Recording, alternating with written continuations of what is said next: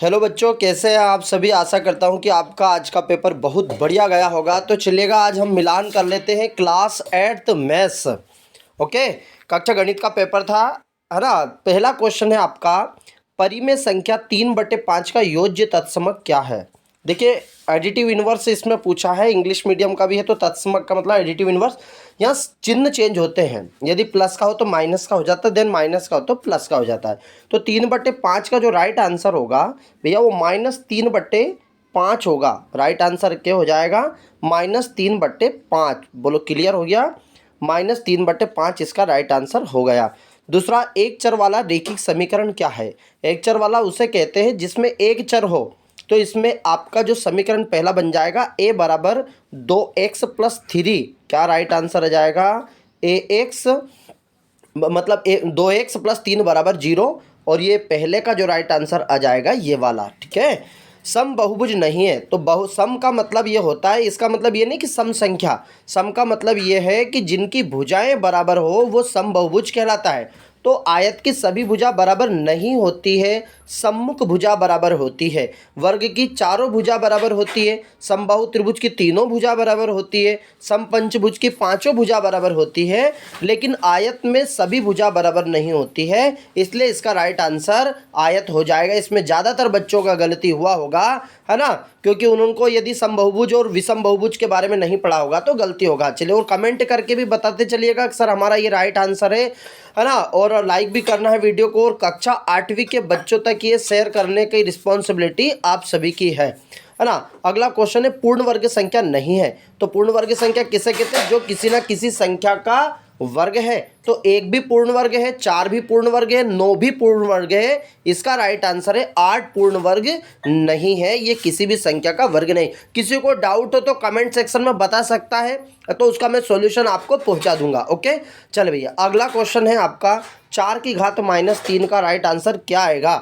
तो 4⁻3 देखिएगा, 4 इसको मतलब हम बटे में लिखेंगे 1/4⁻3। वो 4 का जो पावर 3 हो तो 4 गुना 4 गुना 4 3 बार आएगा, 4 चुक 16 16 चुक 64। तो इसका जो राइट आंसर रहेगा 1/64 इसका राइट उत्तर रहेगा, क्योंकि माइनस में पावर दिया है। बोलो पांचों वस्तुनिष्ठ आपके हो गए होंगे, राइट। चलेगा, आगे चलते हैं। क्वेश्चन नंबर 2, परिमेय संख्या a/b का योज्य प्रतिलोम क्या होगा। माइनस लगा दीजिएगा, -a/b इसका राइट आंसर हो गया। दूसरा है, समांतर चतुर्भुज की सम्मुख भुजाएं कैसी होती है, समान माप की होती है। समान की जगह आप बराबर भी लिख सकते हैं, बराबर माप की होती है।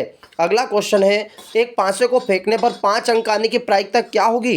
तो 5 एक संख्या है तो आंसर कितना, एक पांसे में 6 अंक होते तो आंसर कितना हो जाएगा, 1/6, है ना। तो इसका राइट आंसर 8वें का 1/6 हो गया। अगला, तुलना करते समय राशियों की इकाई कैसी होनी चाहिए। तो समान होनी चाहिए, इकाई कैसी होनी चाहिए, समान अनुपात में होनी चाहिए। अगला है प्रश्न क्रमांक 10, है ना। तो भैया इस क्वेश्चन में क्या करना है कि पहले इसमें डिजिट गिन लीजिएगा। तो टोटल डिजिट आप गिनेंगे तो 9 होंगे, 0 सही। टोटल अंक देखो दशमलव के बाद कितने हैं, तो ये आ जाएगा 78। फिर बटे में जितनी भी जीरो है दशमलव हटा देंगे हमने, तो 1 2 3 4 5 6 7 8 9 अंक है। तो ये पावर ऐसी कैसी बटे में चल जाएगी, तो इसको लिख देंगे हम 10⁻9। और जब इसको हल करेंगे तो आ जाएगा 78 गुणित 10⁻9। बोलो क्लियर है। एक अंक और हटा देंगे हम, ठीक है, मतलब मानक रूप इसमें लिखना है हमें, तो हो जाएगा 7.8 गुणित 10⁻1 कम हो जाएगी। एक पावर क्या हो जाएगी, कम हो जाएगी, क्योंकि दशमलव हटाते बटे में 0 लगेगा। तो ये बटे 1 10 अपना ये 1 कम हो जाएगा, मतलब 1 बढ़ जाएगा। देखिए 10⁻9 तो ऐसे ही 1 दशमलव और हटाएंगे तो हम 1 0 नीचे 10⁻−10 इसका राइट आंसर हो जाएगा। बोलो क्लियर है। तो समझ में आया, या तो आपने 78 गुणित 10⁻−9 या 7.8 गुणित 10⁻10 इस तरीके से लिखा होगा। चलेगा, 10 क्वेश्चन तक हमारे हो चुके हैं। आगे दिया है, नीचे दिए गए प्रश्नों को हल कीजिए। भैया ये तो वस्तुनिष्ठ हो गया। आगे दिया गया है आपको कि समांतर चतुर्भुज के कोई 2 गुण। तो समांतर चतुर्भुज किसे कहते हैं, मतलब पहला गुण तो ये है कि सम्मुख भुजाएं बराबर होती है। तो सम्मुख भुजाएं कैसी हो चुकी, बराबर, और सम्मुख कोण बराबर होते हैं। तो 2 गुण लिखना था, कोई से भी आप 2 गुण लिख सकते हैं। ओके, आपने जो लिख दिया होगा सरल कीजिए 3 की घात -3, तो इसको लिख देंगे हम बेटा 1/27। 3 की घात मतलब इसको लिखेंगे, देखिए इसको लिख सकते हम 1/3 की पावर और घात हो जाएगी प्लस का 3, क्योंकि माइनस में दिया है। तो 3 की क्यूब 3 करेंगे, 3 तिया 9 है ना, वो 9 तिया 27, 3 तिया मतलब 3 का 3 बार गुना होगा 27 हो जाएगा। और यहाँ पर जो हमारा राइट आंसर आएगा वो हो जाएगा 1/27 गुणित 1/8। और जब हम इसको हल करेंगे तो उन्हें बोला सरल कीजिए और उत्तर घातांक के रूप में लिखिएगा।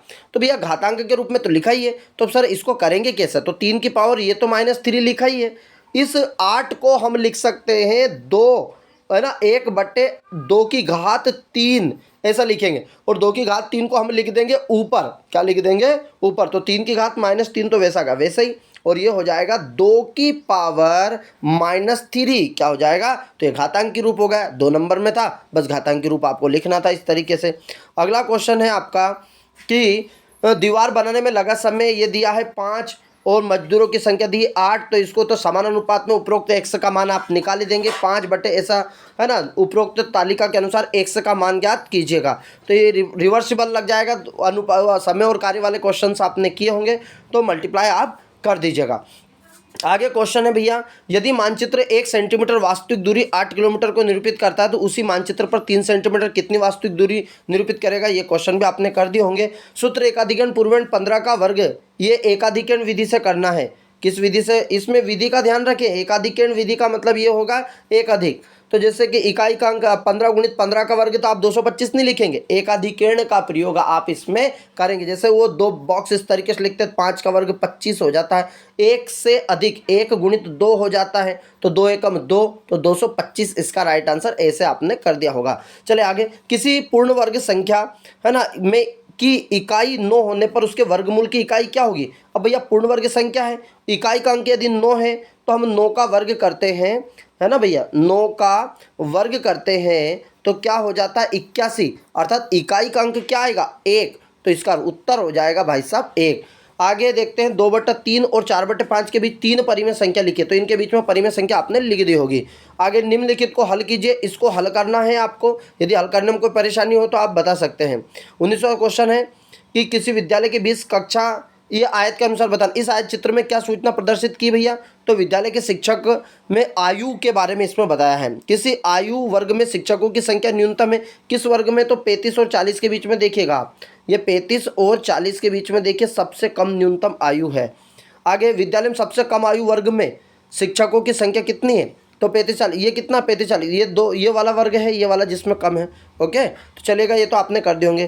तो ये क्वेश्चन आप बताइएगा, ये आगे दिए गए हैं, है ना। अब हल करने से यदि किसी प्रकार का आपका डाउट रहता है तो आप बता सकते हैं। अब तो कुछ कर नहीं सकते, बस मिलान कर सकते हैं। मेन तो हमने रिक्त स्थान सही जोड़ी, इनके लिए ही अपन ये बनाते हैं वीडियोस। लेकिन इसके बाद भी यदि किसी क्वेश्चन में आपको डाउट हो तो आप इस नंबर पर मैसेज कर सकते हैं 9826219258 पर मैसेज कर सकते हैं, अपना नाम, पता, कि सर हमें इस क्वेश्चन का सॉल्यूशन पूरा पहुंचा दीजिएगा, हम इसका सॉल्यूशन आपको पहुंचा देंगे। ओके, जय हिंद, जय मां भारती।